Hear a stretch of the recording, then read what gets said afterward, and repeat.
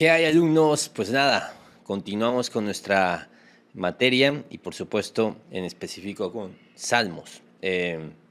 Por ahí estuvimos aprendiendo ya eh, la semana anterior, la clase anterior estuvimos viendo de qué van los Salmos, ¿no? De qué trata. Y hoy vamos a continuar con esto, viendo otros detalles y por supuesto viendo la clasificación de los Salmos.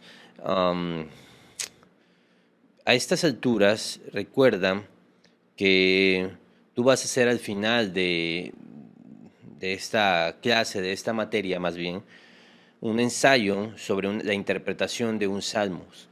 En esa interpretación, la cual pues viene ahí en la guía que tú recibiste al inicio de esta materia, eh, esa clasificación, digamos, o más bien ese ensayo, perdón, tiene ciertas características que tú vas a ir encontrando. Una de las cosas que tú vas a encontrar de este salmo que tú elijas será la clasificación del salmo.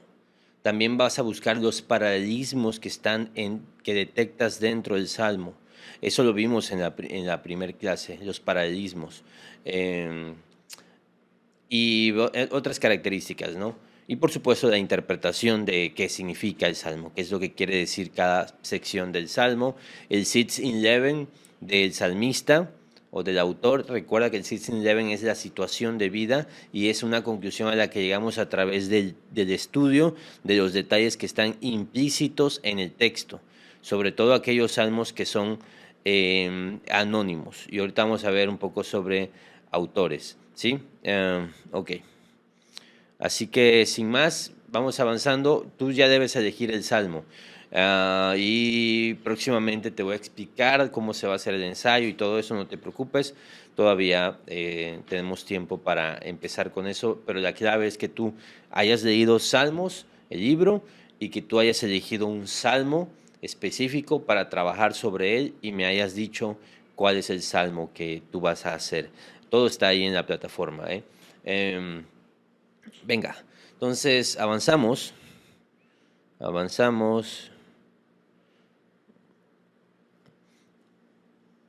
Ok, ahora sí. Nombre, nombre. Vamos a ver el nombre. El nombre judío es Tehilín o cantos de alabanza. La Septuaginta lo llama Salmoi, viene de salmos, con P al inicio, que se refería a cantos que se acompañan con instrumentos de cuerda.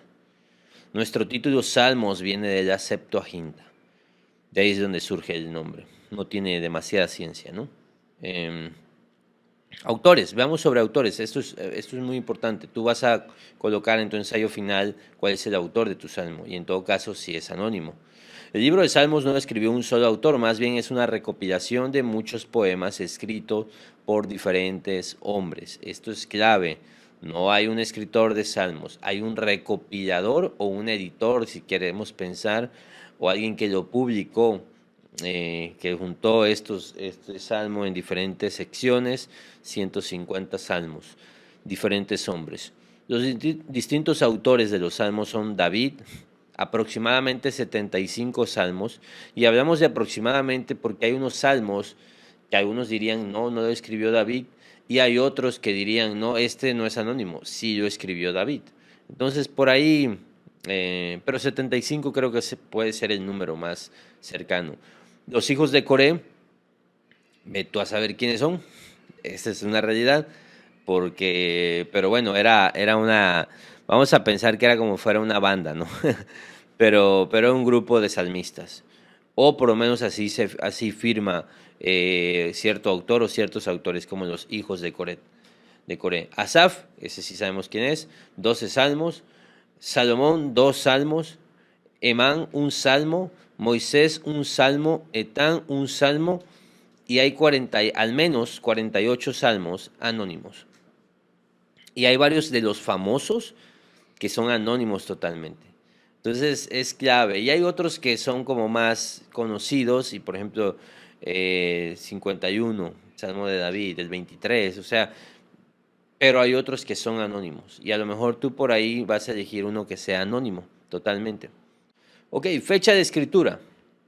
Los 150 salmos que tenemos se escribieron durante un largo periodo, que va desde el Éxodo, como Moisés, hasta la era post-exílica. Hay un salmo post-exílico, o más bien hay registro post-exílico en los salmos.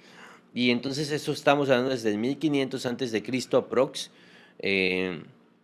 1446, recuerda que empieza el Éxodo, termina en 1406. Después 1405 comienza la conquista, entonces vamos a ponerle 1500 hasta el 400 aproximadamente. ¿Qué tendríamos que decir para ser más exacto? A partir de los 420 ya hubo total silencio, son los 420 años de silencio, pero de la manera, vaya, vamos a redondear 1500 y 400. Ok. Entonces hay mucho tiempo de que fueron escribiendo. Eso también cuando se estudia el libro de Sirácides o el libro de los 12 profetas, o como nosotros lo conocemos, los profetas menores de la Biblia, también vamos a encontrarnos con esto, que ellos profetizaron durante mucho tiempo y al final hubo una edición.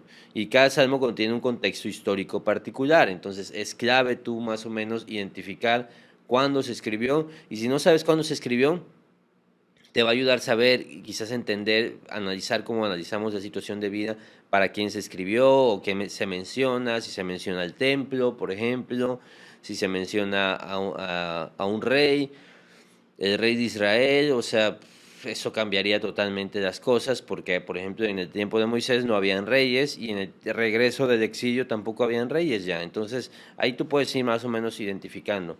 La mayoría de las veces ya el dato lo puedes encontrar googleándolo, buscando fecha de escritura de tal salmo. Seguramente te va a aparecer. Siempre revisa dos, tres opciones para ver si no hay demasiada variación. Y si hay demasiada variación, pues a lo mejor la fecha es totalmente especulativa, ¿sí? La fecha de cada salmo se ha de denominar en base a su contenido y a su autor, ¿sí? En base a su contenido y a su autor. La mayoría de los salmos son preexílicos. Ok, queda claro esto, ¿no? La mayoría de los salmos son preexílicos. Observaciones. Vamos a ver algunas observaciones antes de pasar a lo siguiente. Y estas son interesantes datos que te van a ayudar a ti a la interpretación. El término de David no siempre quiere decir que el salmo fue escrito por David. Mira esto. La mayoría de los títulos o comentarios de introducción que aparecen en nuestras versiones no formaron parte original de los salmos. ¿Ves que hay ciertos nombres o títulos que le ponen? Eso no tiene nada que ver con el salmo original, ¿sí? Gran parte de estas aseveraciones fueron colocadas posteriormente por la tradición judía. Aunque no debemos ser tan escépticos con la tradición judía, sí es importante analizar cada salmo y ver si el contenido es congruente con el comentario que tiene. Y una manera fácil de ver esto es que muchas veces el salmo nos dice que es de David. Y cuando tú lo lees dices, no es de David. No es de David. Como ciertas instrucciones, como se debe tocar con instrumento de cuerda. Eso no estaba originalmente, ese fue un agregado judío de la tradición judía, como una indicación, como si fuera se toca en sol, como si se toca en fa, como si fuera una indicación musical. Entonces, tú vete al Salmo, porque eso es lo que va. Y los títulos, es como los títulos en el Nuevo Testamento de cada capítulo. Eso no estaba originalmente en la Biblia, eso son cosas de los editores.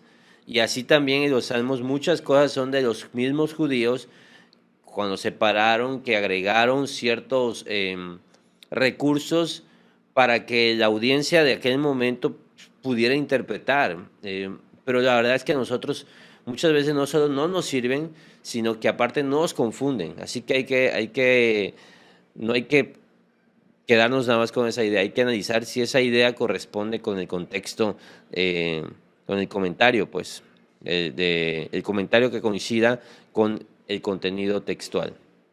La fecha de composición, hay una recopilación, ¿sí? La fecha de composición, no la fecha de escritura. La recopilación de los salmos y la formación del libro que tenemos comprendió un periodo largo. Mira esto. La división por libros que tenemos es evidencia que hubieron varios procesos de recopilación. Tenemos 5 libros en los Salmos, hay secciones. Ya. Normalmente nosotros no nos fijamos mucho, nos damos cuenta mucho de eso, pero bueno, ahí están esas secciones. Eh, entonces es una colección de 5 colecciones, es como 5 tomos.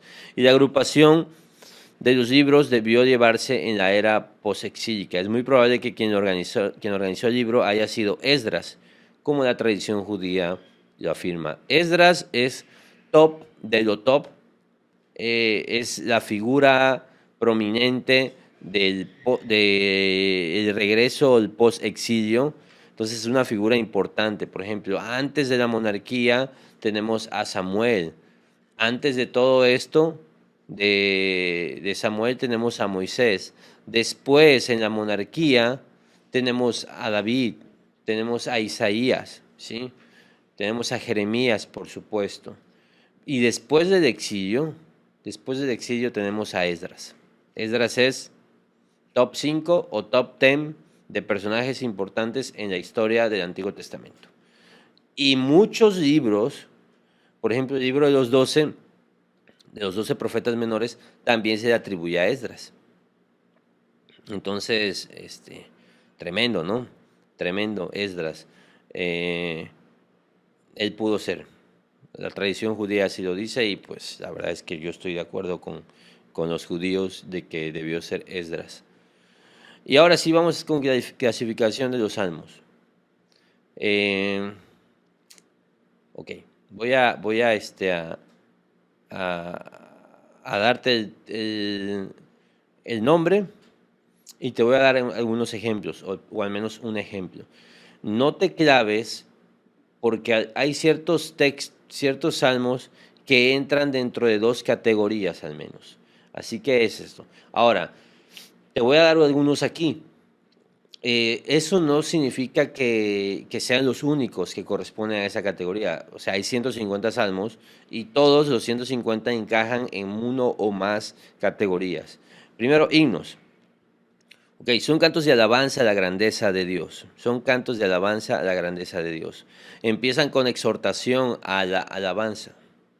El cuerpo del poema describe los motivos de alabanza. Concluyen con una oración o nuevamente exhortando a la alabanza. Entonces, alabanza a la grandeza de Dios, exhortación a la alabanza, motivos de la alabanza, nuevamente exhortación a la alabanza. Salmo 33, por ejemplo, Salmo 97 y Salmo 103. Vamos a ver uno. Salmo 103. Dice: bendice alma mía al Señor y bendiga todo mi ser su santo nombre. Bendice alma mía al Señor y no olvides ninguno de sus beneficios. De sus beneficios. Hay un llamado a la alabanza, hay una exhortación a la alabanza, ¿sí? Y empieza a describir motivos de la alabanza, por ejemplo. Él es el que perdona todas tus iniquidades, el que sana todas tus enfermedades, el que rescata de la fosa tu vida, el que te corona de bondad y compasión, el que colma de bienes tus años para que tu juventud se renueve como el águila, etcétera, etcétera. Y mira, hasta al final regresa. Bendigan al Señor, ustedes sus ángeles, el 20. Luego, bendigan al Señor ustedes todos sus ejércitos. 22. Bendigan al Señor ustedes todas sus obras, en todos lugares de su dominio. Bendice alma mía al Señor. Entonces aquí puedes ver claramente esto que estamos hablando, esta estructura. Ahora, no siempre la estructura está exactamente igual. Lo que pasa es que el 103 es como muy clarito todos los detalles, ¿no? De alabar a Dios. Pero hay otros que a lo mejor está un poquito más ahí mezcladito con otro género de salmos. Pero más o menos así son los salmos de himnos. Venga. Ok. Súplicas. Comienzan con una invocación acompañada de una petición de ayuda, oración o expresión de confianza. En el cuerpo del poema se describe la triste situación del salmista. Ok, a ver. Hay confesiones de pecado o declaraciones de inocencia. Se recuerdan algunas bendiciones antiguas de Dios también. Se le reprocha a Dios por su ausencia. Se afirma la confianza en Dios. Hay súplicas individuales y colectivas. Y a estas alturas, si tú leíste Salmos, ya debes identificar, oh, sí, yo leí algunos que son así. O a lo mejor el salmo que tú has elegido para desarrollar en un ensayo es uno de estos. Mira, quizás todos tenían en mente, ese es el 42. Pero también está el 44 o está el 46. Te voy a poner el 42, que es el que probablemente ya identificas. Caray. Como el ciervo anhela las corrientes de agua, así suspira por ti, oh Dios, el alma mía. Mi alma tiene sed de Dios viviente. ¿Cuándo vendré y me presentaré delante de Dios? Mis lágrimas han sido mi alimento de día y de noche. Mientras me dicen todo el día, ¿dónde está tu Dios? Me acuerdo de estas cosas y derramo mi alma dentro de mí, de cómo iba yo con la multitud y la guiaba hasta la casa de Dios, con voz de alegría y de acción de gracias, con la muchedumbre de fiesta. ¿Por qué te desesperas, alma mía, y por qué te turbas dentro de mí? Espera en Dios, pues he de alabarle otra vez por la salvación de su presencia. Dios mío, mi alma está deprimida, por eso me acuerdo de ti desde la tierra del Jordán. Un abismo llama otro abismo. Por ejemplo, el 9. A Dios mi roca diré, ¿por qué me has olvidado? ¿Por qué ando sombrío por la opresión del enemigo? Como quien quebranta mis huesos, mis adversarios me afrentan. Mientras me dicen todo el día, ¿dónde está tu Dios? Ok, entonces, ya te lo sabes ese, ¿no? Y así pueden haber otros. ¿Ves? Hay confesión de pecado, declaración de inocencia, bendiciones antiguas, pero también hay reproche y aún así se reafirma la confianza. Y a veces es individual o a veces es colectivo. Ten cuidado ahí con eso. Acción de gracias. Diferencian de los signos en que la gratitud es la esencia de todo el salmo, no solo la alabanza. O sea, aquí es como dad gracias a Dios en todo. Son la respuesta natural a una liberación o a un favor otorgado por Dios. Se describe la liberación en estos salmos de acción de gracias. Son colectivos o individuales.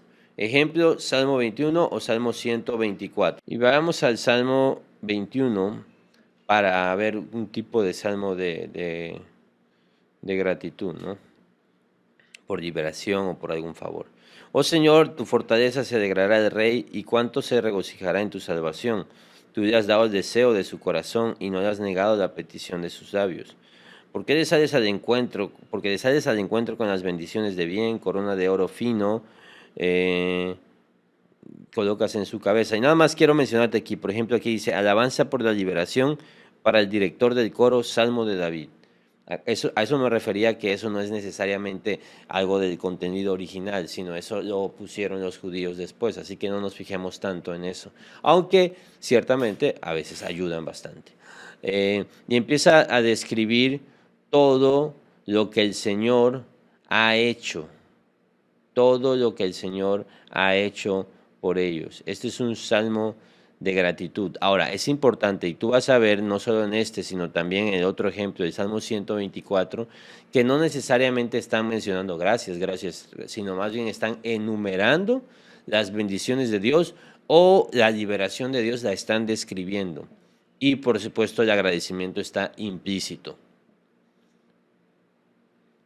Reales y mesiánicos. En ellos se detalla el rey, su reino y su dominio y su relación con Dios. Suelen estar dedicados al rey de Israel o a Dios como su rey. El Nuevo Testamento indica a varios de los salmos reales como salmos mesiánicos porque ve en ellos una anticipación del rey prometido. Los salmos mesiánicos deben contener un contexto mesiánico, ¿sí? Entonces pueden ser reales y no necesariamente mesiánicos todos los reales, pero muchos reales son mesiánicos. Y para eso tienen que tener contenido mesiánico. Suelen referirse en tercera persona, en segunda persona y en primera persona. Se refieren al Mesías en sus tres oficios, rey, sacerdote y profeta. Y el Salmo 2 es uno que es muy conocido de a mí me encanta el Salmo 2. Y ese es real y es mesiánico también. Dice, ¿por qué se sublevan las naciones y los pueblos traman cosas vanas? Se levantan los reyes de la tierra y los gobernantes traman unidos contra el Señor y contra su ungido, diciendo, rompamos sus cadenas y echemos de nosotros sus cuerdas. El que se sienta como rey en los cielos se ríe. El Señor se burla de ellos. Mira, está hablando de rey, riéndose de esta gente que arma planes. Eh, Luego les hablará en su ira y en su furor los aterrará diciendo, pero yo mismo consagrado a mi rey sobre Sión, mi santo nombre. Ciertamente anunciaré el decreto del Señor que me dijo, mi hijo eres tú, yo te he engendrado hoy. Pídeme y te daré las naciones como herencia tuya y como posesión tuya los confines de la tierra. Mira, más aquí en el 10 dice, ahora pues, oh reyes, muestren discernimiento, reciban amonestación, oh jueces de la tierra, adoren al Señor con reverencia y alégrense con temblor.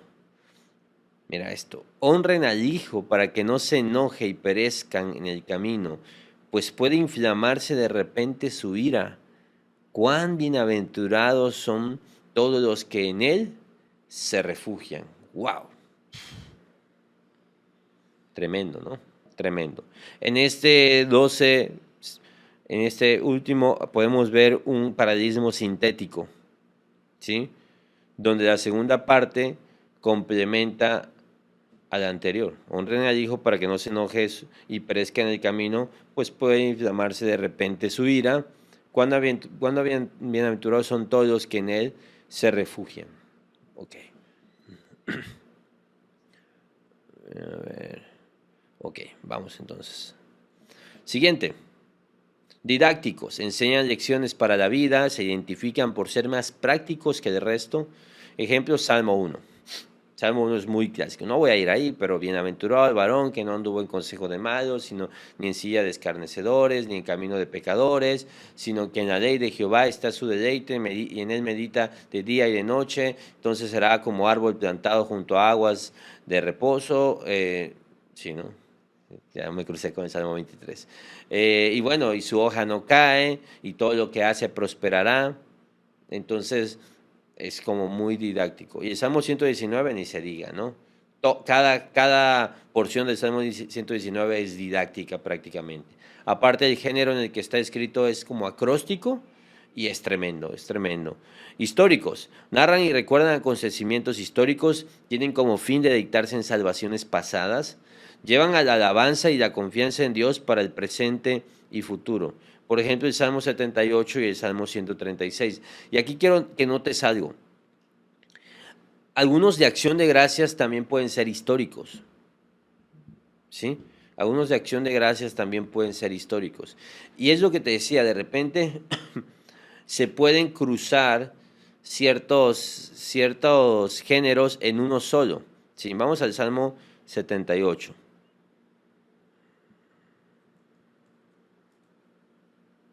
Salmo 78. Escucha, oh pueblo mío, mi enseñanza, inclinen ustedes oídos a las palabras de mi boca, en parábolas abriré mi boca, hablaré enigmas de la antigüedad que hemos oído y conocido y que nuestros padres nos han contado. Dice desde el 5, porque él estableció un testimonio en Jacob y puso una ley en Israel, la cual ordenó a nuestros padres que enseñaran a sus hijos. La Deuteronomio, ¿no? Que tenían que contar de generación en generación todo lo que había pasado para que la generación venidera lo supiera, aun los hijos que habían de nacer, y estos se levantaran y lo contaran a sus hijos, para que ellos pusieran su confianza en Dios y no se olvidaran de las obras de Dios, sino que guardaran sus mandamientos, y que no fueran como sus padres, una generación porfiada y rebelde, la generación que se quedó en el desierto, ¿no? Generación que no preparó su corazón y cuyo espíritu no fue fiel a Dios. Los hijos de Efraín eran arqueros bien equipados, pero volvieron a las espadas el día de la batalla. No guardaron el pacto de Dios y rehusaron andar en su ley. Esto habla de los de Samaria, los del reino del norte.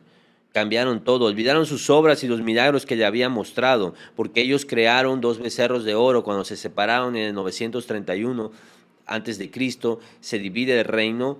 Roboán está en el sur, Jeroboán divide el reino del norte, y Jeroboán en el monte de Gerizim, lo que es en Samaria, crea una nueva ley y rompe el calendario y las fechas y las lunes y el sábado y crea dos becerros de oro y dice, como habían dicho en el desierto, pero solo con uno en el desierto, aquí dos, y dice, he aquí los dioses que te sacaron de Egipto. Se van a la idolatría totalmente en el reino del norte.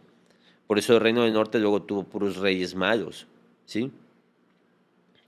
Y bueno, sigue describiendo, habla de la división del mar, habla de la guía en el desierto, habla todo esto. Todo, me encanta porque aquí vemos todo, por ejemplo, desde el 12, cuando dice olvidaron sus obras, estos cuates que se fueron tras la idolatría, qué poca memoria, olvidaron sus obras, eh, los milagros que les había mostrado, y empieza a describir las maravillas, cuando salió agua de la roca, por ejemplo, a eso en el 16, pero aún y siguieron pecando contra él. Este salmo está brutal, ¿eh? No te lo recomiendo que lo uses para hacerlo porque mira, está larguísimo. Pero este salmo es la historia de Israel. ¡Wow! Este salmo es increíble. Increíble. De los mejores salmos de toda la Biblia, menospreciado. ¿Sí? Porque Salmo 23, Salmo 1, Salmo 42, Salmo 119, 150, como que esos son los más famosillos, los top en la lista de los más escuchados en Spotify o en Apple. Estos. Pero este está buenísimo. Casi todos los salmos están buenos. Bueno, todos, sí, pero hay unos que me gustan más que otros. Este es, bueno, a mí me encanta el Antiguo Testamento, así que este salmo es brutal, es brutal. Histórico, ¿sí? Acróstico, como el Salmo 119. Y mira, por ejemplo, aquí vimos que didáctico, el Salmo 119 es didáctico. Y también el Salmo, este Salmo 119 también va a ser acróstico. Cada verso o estrofa comienza con una letra del alfabeto hebreo. Le daba belleza estética y paralelismo de miembros. ¿Sí? Eso ya del paralelismo de miembros ya lo vimos anteriormente. Su fin era ayudar a la memorización, los acrósticos. Eso es muy importante. En casa, en Horizonte, solemos usar acrósticos. El pastor Quique Torres de Horizonte Querétaro, como que los acrósticos son su hit, y precisamente por un efecto didáctico que ayuda mucho a la memorización, a tener ubicado por medio de esto. Entonces, ¿qué pasa en nuestra traducción? Perdemos el acróstico, porque en Salmo 119 es todo el abecedario de, por ejemplo, no sé, Aleph, empezamos, que es como la A, ¿no? Para nosotros, sería la A. Y luego sería la B, la C, la D, o sea, como si hicieran el alfabeto, pero el alfabeto hebreo, por supuesto. Y cada salmito, cada porción del salmo inicia con esa letra. Ejemplo, Salmo 119, Salmo 111 también. Salmo 111 es increíble también. Y vamos a los imprecatorios, y con esto vamos a terminar porque esto está interesante, lo de los salmos imprecatorios. Imprecación quiere decir maldición. Hay salmos que son de maldición. Seguramente tú ya lo has leído, ¿sí? Eh, ok, salmos de maldición. Son peticiones de venganza, juicio y destrucción hacia los enemigos. Estos salmos de imprecatorios. Así como suena, ¿eh? Sin más ni menos. Peticiones de venganza, de juicio y destrucción hacia los enemigos. Usan lenguaje crudo e incluso sádico. Ejemplos, Salmos 35 o Salmos 69. Vamos a uno de estos para que te ubiques y sepas de qué estoy hablando. Salmo 35. Combate, oh Señor, a los que me combaten, ataca a los que me atacan, echa la mano del broquel y del escudo, y levántate en mi ayuda. Empuña también la lanza y el hacha para enfrentarte a los que me persiguen. Dile a mi alma, yo soy tu salvación. Sean avergonzados y confundidos los que buscan mi vida, sean puestos en fuga y humillados los que traman mal contra mí. Sean como paja delante del viento, con el ángel del Señor acosándolos. Sea su camino tenebroso y resbaladizo, con el ángel del Señor persiguiéndolos. Porque sin causa me tendieron su red, sin causa cavaron fosa para mi alma. Que venga destrucción sobre él sin darse cuenta, y la red que él mismo tendió lo prenda. Que caiga en esa misma destrucción, y mi alma se regocijará en el Señor. En su salvación se gozarán. Dirán todos mis huesos, Señor, ¿quién como tú? Que libras al afligido de aquel que es más fuerte que él. Sí, al afligido y al necesitado de aquel que lo despoja. Se levantarán testigos malvados y de lo que no sé me preguntan. Me devuelven mal por bien, para aflicción de mi alma. Pero yo, cuando ellos estaban enfermos, vestía de cilicio, humillé mi alma con ayuno y mi oración se repetía en mi pecho. como por mi amigo, como por mi hermano, andaba de aquí para allá. Como el que está de duelo por la madre, enlutado me encorvaba. Pero ellos se alegraron en mi tropiezo y se reunieron. Los agresores a quienes no conocía se juntaron contra mí y me despedazaban sin cesar, como bufones impíos en una fiesta rechinaban sus dientes contra mí. ¿Hasta cuándo, Señor, estarás mirando? Rescata mi alma de sus estragos, mi única vida de los leones. En la gran congregación te daré gracias, entre mucha gente te alabará. No te permitas que se regocijen a costa mía los que injustamente son mis enemigos. Y luego sigue, ven, mira, queda claro, ¿no? Rudo.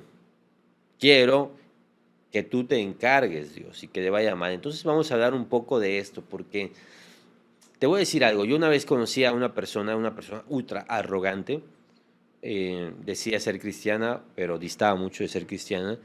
Y él era una persona con mucho dinero. No trabajaba con él, más bien en algún momento trabajé para esa persona. Era un empresario de mucho dinero. Y él decía, una vez nos enteramos de que habían secuestrado a un matrimonio y ellos los habían matado, los habían ejecutado. Hace años, hace muchos años. Y bueno, fuimos a comer a un lugar, una junta ahí de negocios con esta persona, y esta persona empezó a hablar de que pues a él Dios lo protegía porque él amaba a Dios y porque él ofrendaba mucho, y empezó a citar algunos salmos de estos. Y empezó a decir, mira, ese matrimonio al que mataron era una pareja que me molestaba mucho, porque yo les debo dinero, pero esta pareja ya me había levantado una demanda. Justo me levantó una demanda y Dios entró en mi defensa y los mandó a unos sicarios a que los mataran. Está escuchando eso y a mí la verdad es que me da asco que alguien pueda expresarse de esa manera. Sobre todo un sinvergüenza ratero. Y habían dejado 3 niños este matrimonio. Y esta gente pues estaba pidiendo, yo sabía de historia, y esta gente estaba pidiendo lo que les correspondía. Y este sinvergüenza usó a Dios para esto. ¿Sabes algo? Recuerdo que aquella vez estaban varios compañeros o colegas en esa misma mesa y todos estaban asqueados. Y estos no eran creyentes, ni tenían nada que ver con Dios, pero me decían, wow, ¿de verdad eso enseña el cristianismo? Y recuerdo que otra vez lo llegó a hacer en otro problema donde lo estaban como gente que no le había pagado, le estaban diciendo, no, páganos, no sé qué, y él empezó a citar esto, y vas a ver, y no te metas conmigo porque Dios va a venir y te puede destruir, ten cuidado porque puede hacer que tu carro, casi como una amenaza, ¿no? Hasta uno pensaría capaz si él era un matón. Y me acuerdo que lo grabaron, y ese video se difundió lamentablemente. Tú dices, wow. Eso no tiene nada que ver, nada absolutamente que ver con el cristianismo bíblico. Pero por otra parte, ves estos salmos y te preguntas, ¿y cuál es el punto medio, el equilibrio? Bueno, para eso estamos aquí. Ok. ¿Contradicen el sermón del monte? ¿Contradicen la idea de amar a nuestros enemigos? ¿De orar por los que nos persiguen? ¿De perdonarlos?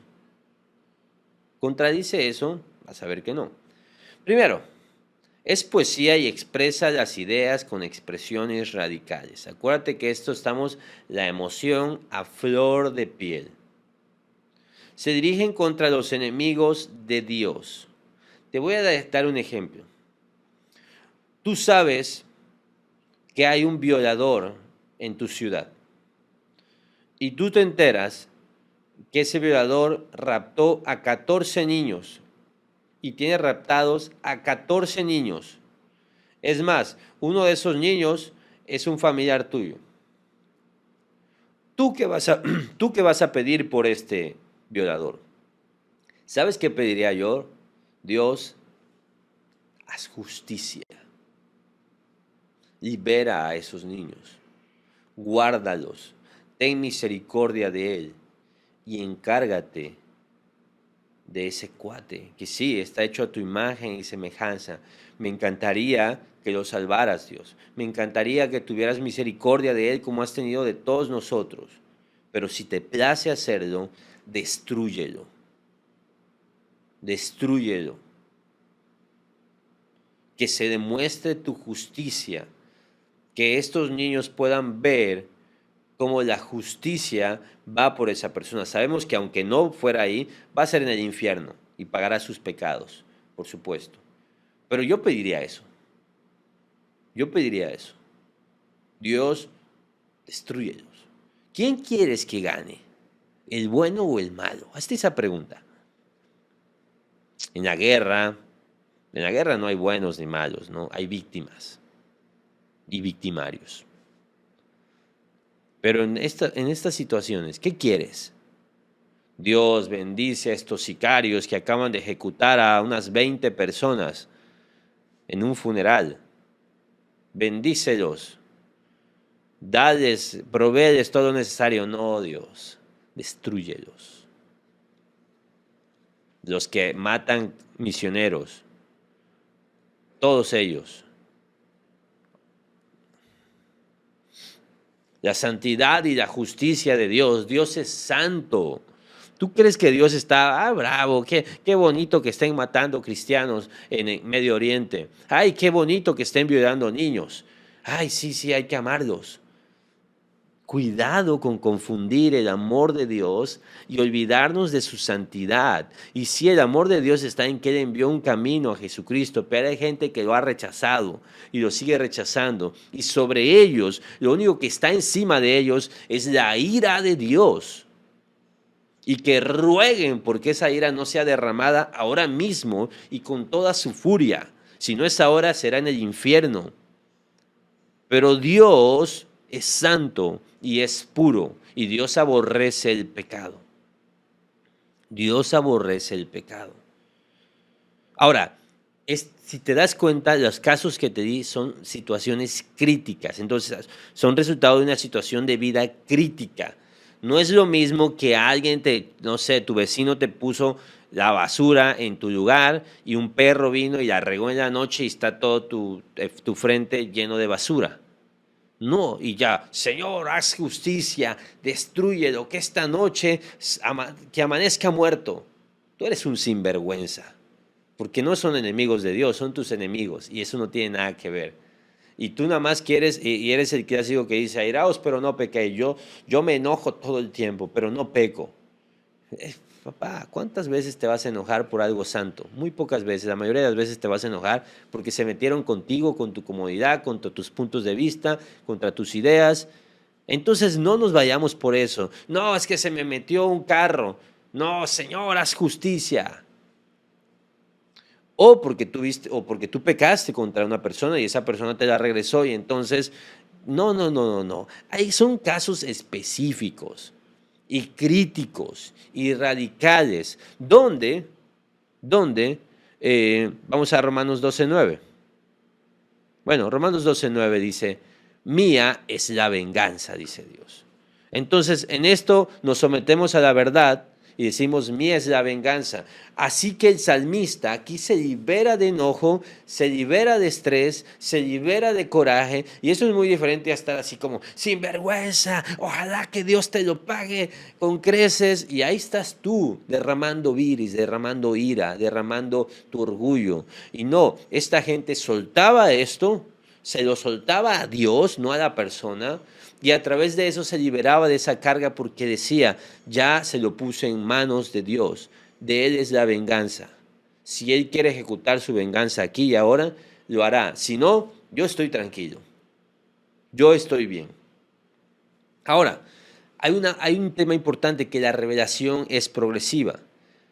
La verdad es que cuando el salmista está diciendo esto, Jesús todavía no ha dicho a tus enemigos. Es más, Jesús dijo, oíste que se dijo ojo por ojo, diente por diente, pero yo os digo, y empieza a cambiar la dinámica, no porque cambie el corazón de Dios, sino que empieza a dar ese equilibrio que siempre estuvo en el Antiguo Testamento, pero que la gente no lograba ver. La gente no lograba ver que no siempre había un principio de retribución, sino que muchas cosas que recibieron más bien fueron misericordia de Dios, gracia, perdón, paciencia, y la gente no captaba eso, sino que se iban con el ojo por ojo y diente por diente. Así que muchas veces, ya con la enseñanza completa de la revelación progresiva, con toda la Biblia ya desarrollada, no solo el Salmo, sino también en el contexto de lo que dijo Jesús, podemos llegar a una conclusión. Y que hay casos muy específicos donde sí, Dios viene van a tirar un misil contra nosotros, por favor no permitas que ese misil caiga y nos destruya. Así que si tú tienes que hacer que ese avión explote, aunque se mueran los 2 pilotos que van ahí, hazlo. Digo, pero es una situación súper crítica, ¿no? Entonces, es importante también ver cómo la revelación progresiva, hoy el amor, la misericordia, la gracia puede tener lugar, pero no nos confundamos. Ahora, estas cosas expresan el hambre y sed de justicia que debemos tener. A veces nos enganchamos por cualquier estupidez, mientras están habiendo millones de abortos, mientras está muriendo un montón de gente por ciertos motivos, y nosotros estamos enojados que porque pasó esto, porque que si en México, ¿no? De todos nos peleamos en México, de todos nos enojamos, autorizan o vuelven legal el aborto en muchos lados y nadie dice nada, nadie se queja, a nadie le importan estas cosas. Digo, estoy generalizando, pero no te importó que el aborto ya se permite y no te importan estas cosas que ofenden a Dios, que ofenden a la realidad de la vida humana, pero te enganchas con otras tonterías y eso habla de precisamente que tu hambre y sed es por tu justicia propia o por tus puntos de vista y por eso a mí me choca la política, ¿sabes? Porque los cristianos, más que defender la gloria de Dios y lo que la Biblia enseña, solo están defendiendo sus intereses, sus gustos. No importa quién esté, no importa quién va a venir. El caso es defender a mi gallo o tirarle al que no es mi gallo. No me importa si es Biblia, no me importa, y eso está muy mal. Y eso está muy mal, necesitamos ser luz en medio de eso. Y por eso creo que a veces nosotros tenemos distorsionado esto, así que hay que enfocarnos, qué ofende realmente a Dios y sobre eso ir. Y ahí sí pedir. Dios no permite, destruye. ¿No? Oye, es que se van a quedar sin trabajo las abortistas. No me importa que se las lleve el tren por asesinas. No me importa. Si Dios tiene misericordia de ellas, ojalá que se arrepientan y que declaren y den testimonio de la atrocidad que hacen en una clínica de aborto y puedan abrir los ojos y venga la luz del Evangelio, así como nosotros, pecadores igual, que nos salvó. Pero mientras estén matando bebés, yo quiero proteger a los bebés, no a las enfermeras que sacan bebés y los despedazan para poder sacarlos en trocitos. Entonces, es lo que es fuerte, ¿eh? Es sádico, pero tú estás aquí en el Instituto Bíblico y en este seminario y pues todos somos cristianos maduros, ¿no? No me arrobes, no me saques el clip de contexto, pero es lo que es y hay que decirlo. Y bueno, nada más para, quiero terminar con esto. A ver... Sí, terminologías técnicas. En algunos casos las conclusiones de esto son deducciones sacadas en base a vocablos relacionados con dichos términos. Y mira, aquí te van, y no me voy a meter mucho en esto porque la verdad es que no es tan importante. Pero bueno, Mizmor, canción acompañada por cuerdas, Shir, canción, Miekdan, meditación, oración silenciosa. Por ejemplo, Shir Yadidot, canción de amores o de boda. Ahí te lo voy a dejar a ti para que lo tengas. Ahora, sobre los instrumentos. Nehinot, instrumentos de cuerda. Nehilot puede ser flauta o puede no ser flauta. Sí, por eso te digo esa especulación. Sobre seminit, sobre la octava o notas bajas. Títulos sobre tonadas o melodías, Mut la muerte del hijo, sobre lirios, indicación sobre la tonada. Instrucciones a los músicos, se da alzar o elevar, que es como este increchendo, a veces indicación para subir la intensidad de los instrumentos. Y yagón, meditar, indicación para que los músicos toquen más suave, ¿no? Y esto se usa mucho en la alabanza y adoración contemporánea, ¿no? Está como la suave, y luego cuando explota la canción. Pero te digo, para mí esto no es tan relevante, honestamente, pero puede servirte en algún momento. Y bueno, Salmos, increíble libro, mucho que aprender, mucho que hacer y por eso hemos elegido el libro de Salmos para hacer un ensayo ahí y profundizar y poner en práctica muchas de las cosas que ya hemos aprendido en esta materia. Así que cualquier duda, por favor, escríbeme. Quiero ayudarte para que puedas aprovechar mejor esto. Dios te bendiga, estamos en contacto.